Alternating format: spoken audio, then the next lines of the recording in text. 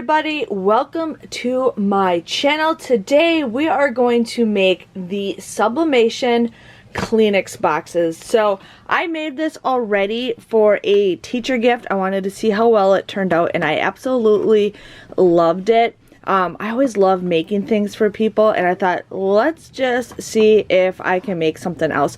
So I have done this before. I've done this with a photo of some family photos, and I thought, let's make it into a teacher gift. So today I'm going to share with you guys how to make this Sublimation tissue box. Now, the items that you'll need is sublimation paper. If you're familiar with sublimation, it is like an ink infused that heats into a specific product when the heat mixes in. So there's lots of videos out there that explains what the difference is, but what you do need is a sublimation printer, so you have to have the special ink, and you need sublimation paper. I'm using the HTV Ront. I actually have their press, but I'm having problems with their press right now, so I'm going to use my other press just to make it a little bit easier, but I'm still using the paper because their paper is awesome.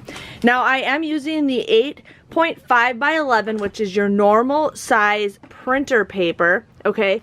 And then I'm also using, and this is optional for everybody, I'm using the 14-inch printer paper. And the reason is because I don't want to waste as much paper. So these are the designs I have. But this is the sublimation tissue item that I have. I got these from AliExpress. I will put the link below. There's other websites that you can order this stuff from. But this is the little tissue box, and I'll open this up in just a second and show you guys that. But other items you need is some sublimation tape. You will need a heat press, some scissors, some heat gloves, and the designs. Now, I got these designs off of Etsy. I just searched digital paper. You guys can search whatever you want. You can do whatever you want. I have done photos, however you guys want to do it. I just did this because I'm doing it as a teacher gift. So I printed this design off the regular 8x5 by 11 sheet of paper because I didn't need a long piece to just print one design. So I'm using this one for my top because I think this is perfect and go any direction no matter what, and it's a perfect for the top. So I got that, and then these are my sides that I have. Now the colors are different on the pieces of paper, but once you start pressing it, it'll look bright and colorful.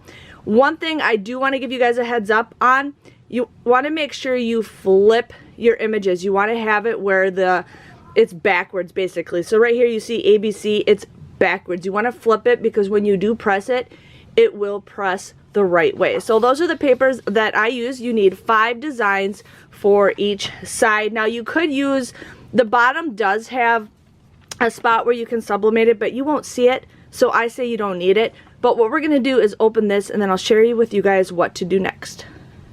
The first thing you guys want to do is open up your little holder, however it is, and you want to examine it. Now most of these all have a little peel or like a little like plastic thing. Now that's the #1 thing that people have problems with, is they need to peel the little bit of plastic off. Now this does take a little bit to do it, but you're just gonna peel it off and go from there. So I'm just gonna peel the rest of these off, and then we'll get to everything else. So now what I'm going to do is, after I have them all peeled, I'm actually going to turn my heat press on. And I got my little notes right here. We got it for 375 degrees. So we're going to do mode, and we're just going to go up to 375. Sometimes this does not want to work.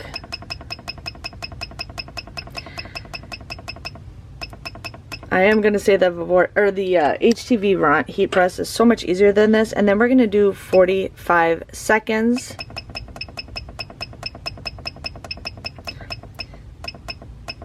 So that's going to take a little bit to heat up. And then now we're going to start taping. So I have these all peeled ready to go. And I forgot to say that I did have these at like 6.5 or 6.3.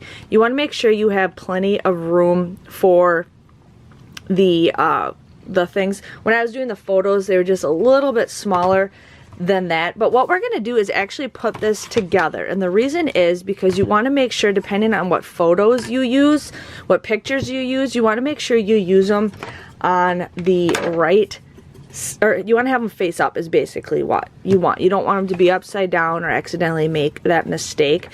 So I'm just gonna put this together just quickly so I know what side is up and what side is down. Like, and these are pretty easy, and then I glue it afterwards, but okay. So pretty easy, just like that. It doesn't have to be like 100%. Then what you're gonna do is you're gonna figure out what you want for your sides. Since I'm going to do this one, I'm going to have this on one side, and then you just want to figure out where your top is, which I think this is the top, so we're gonna have it go this way just like that. And then I just use, you want to make sure it's nice and square, and then I just make sure I tape all 4 sides, so when you lift it up it still sticks to the paper. I've learned my lesson on having stuff move and then you get that blurry effect. So again, there you go. And then I want to have this other side be this way. If I can grab the piece of paper. Again, this is the right, you want to figure out what way you want it. Make sure you have it the right way. Like just like that. Again, so I'm just going to tape my corners. And I will have links for everything that I use, so you guys can try this too. Okay, I'm going to continue taping. Okay, so this is the top right here. So just keep in mind that you will have like a gap. If you have something you can put in there, that's awesome. But another thing that I use is butcher paper, because the number one, you don't want the ink to spread over. Now, as you see, there's not as much of a ink on this side because the top and the bottom are a little bit smaller. Same as like this is a little bit bigger. So what we're gonna do is you want to make sure you have butcher paper on the bottom, but then I also will be putting butcher paper on the top. It just kind of keeps it a little bit more protected. And now we're gonna go put it on the heat press, which should be warmed up in a little bit. Okay, so my heat press is warmed up, ready to go. This one is a slide by. So then what you're gonna do is you're just gonna take it. You wanna make sure that the ink is on top of wherever the heat is. So you're gonna have it just like that. I had butcher paper, it came off. Then you're just gonna slide it on and press down, and then usually you push play, and sometimes the timer works and sometimes it doesn't. But you're gonna have this cook for just 45 seconds, and then we're gonna take it out and put another one in. I'm in my basement, so I'm gonna let you guys know, like, usually want to have it kind of someplace cool down to let it cool off. I just put it on my floor. I have a rug where I'm at, so I just kind of put it down on the floor to cool down. But we're just gonna let this cook for a little bit, and then we'll take it out. Okay, my timer went out, and then what we're gonna do is just slide it, and then it moved a little bit, but that's okay. And then I'm just gonna take this and then grab the next sheet and put it on. So you're gonna have your butcher paper on the bottom, and then you're gonna have your heat press on the top. You're gonna go just like that and press it down, and the timer worked this time. Sometimes it doesn't, sometimes it does not, so I don't have it on all the way, but that is okay. So I'm gonna continue pressing these, and then we will let it cool down just a second and then take it off while it's still just a little bit warm. So here is one of them. So far it turned out awesome. So I always just use the extra paper. We're just gonna peel this right off. Now, I used to use Teflon paper with sublimation, but I found out that it gets moisture and then it has it warp a little bit easier. So do not use Teflon if you are using sublimation. And then some of this butcher paper I can reuse. I know it's wrong, but if it doesn't have anything wrong with it and there's no indication in it, you can reuse it. So voila. And just to give you another heads up, you cannot reuse this paper. Okay, you cannot reuse the paper once it's already been pressed. But this is turning out perfect. I actually am liking it that I did not use the Teflon, because the last time I used the Teflon, it got a little warped. So, yes. But you learn as you go. You learn as you go. So this one turned out a little cool. I forgot to put the timer on this one, so this one might have not cooked as long as what I call it, but it still turned out gorgeous.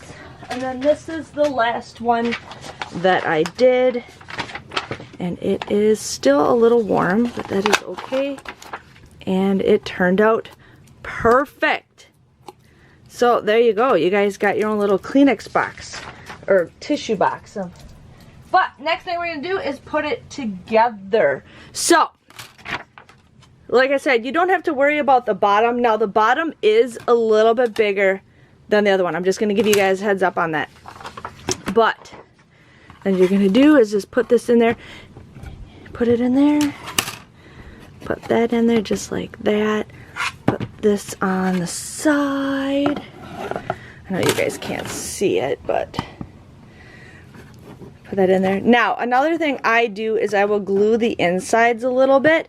I glue them with like a hot glue gun, and I just take it right to the corners is what I do, because then it'll stay there stronger and it'll stick. Now, you can pick a side that you want to refill the I figured out what's that. You want to pick a side that you want to refill the Kleenex box. So what I actually did with the one that I made is I just left the bottom open, but then I glued like the top to the sides and everything.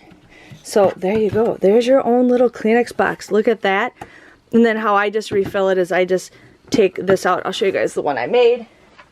So this is the one I made. I used different paper for the two insides. Actually, I just did, yeah, I did a little bit different, but I just glued the insides just like that, so it sticks and it's pretty durable.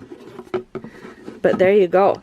There is your own Kleenex box. I did not take the little seal off of this one. I still should do that. But this is an easy gift. If you guys want to make a gift for somebody, anything like that, this turned out perfect. I absolutely love the way these turned out. I did have a different design for the one I did, but I didn't print the right papers.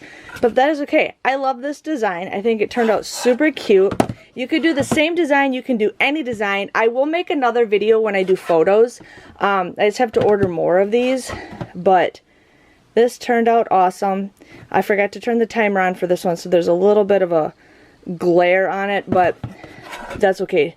Nobody can notice. But if you guys enjoyed this video, please let me know by giving this video a thumbs up. Now, I did design these on Canva. I will show you guys how to do that when I do my picture one. I just got to get some pictures to make one. But super easy to make.